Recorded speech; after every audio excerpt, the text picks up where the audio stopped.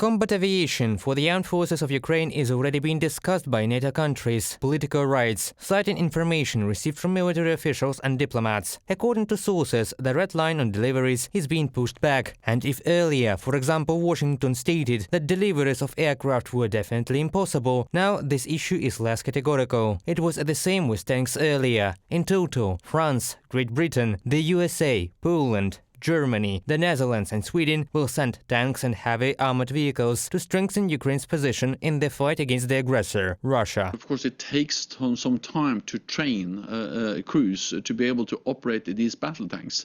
At the same time, we have seen how capable, how skilled the Ukrainian soldiers personnel are in learning how to operate NATO standard weapon systems. So therefore I'm confident that this will go as fast as possible, and that the allies will do whatever they can to make it as quick as possible. President of Ukraine Volodymyr Zelensky discussed with Jens Stoltenberg the expansion of the tank coalition, the unblocking of the transfer of fundamentally new types of weapons, and the country's Euro-Atlantic integration. The NATO Secretary General spoke with the President of Israel about assistance to Ukraine. The talks focused on Tehran's politics and its close ties with Moscow.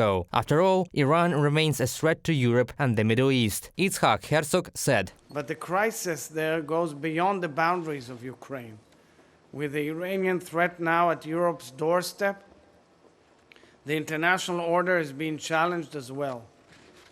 Yes, the radical Iranian regime is executing innocent citizens at home, launching attacks and undermining stability across the Middle East, spreading arms, death, terror in Europe, in Ukraine especially, and around the world. The international community should support Ukraine in the war unleashed by Russia in order not to encourage other aggressors. British Foreign Secretary James Cleverly is convinced. He recently paid a visit to Washington, and his main goal was to convince the American establishment to follow the example of Great Britain and transfer all the necessary weapons to the armed forces of Ukraine. Estonia operates exactly on this principle. In total, this state provided assistance to Ukraine for more than €500 million. Tallinn has recently announced that it is giving Kyiv all its 155mm caliber howitzers, and also Estonia intends to supply Ukraine with cluster munitions, but this requires permissions from Germany, from which they were bought. After all, the distribution of such ammunition is prohibited by a convention to which more than 100 countries of the world have joined, including Germany, but not Ukraine, Russia, the USA, China and others. Estonia decided to provide Ukraine with artillery ammunition of 155mm caliber. I do not consider it necessary to talk about quantity and nomenclature. If we provide the armed forces of Ukraine with cluster munitions as well, there will be no problems. Martin Herem, commander of the Estonian Defense Forces, in an interview with the Actual Chamber. So far, the Netherlands and Poland have declared its readiness to provide its fighters to Kyiv. The next meeting of the contact group on military assistance to Ukraine in the Ramstein format will take place on February 14th at NATO headquarters. They are unlikely to be able to make a fundamental decision on the supply of combat aircraft and the 9th meeting, Bloomberg analysts say, but the session could be devoted to developing a contingency plan should Ukraine urgently need fighter jets. Reported by Pavel Steinmach, Yulia Bezvorodko, UATV News.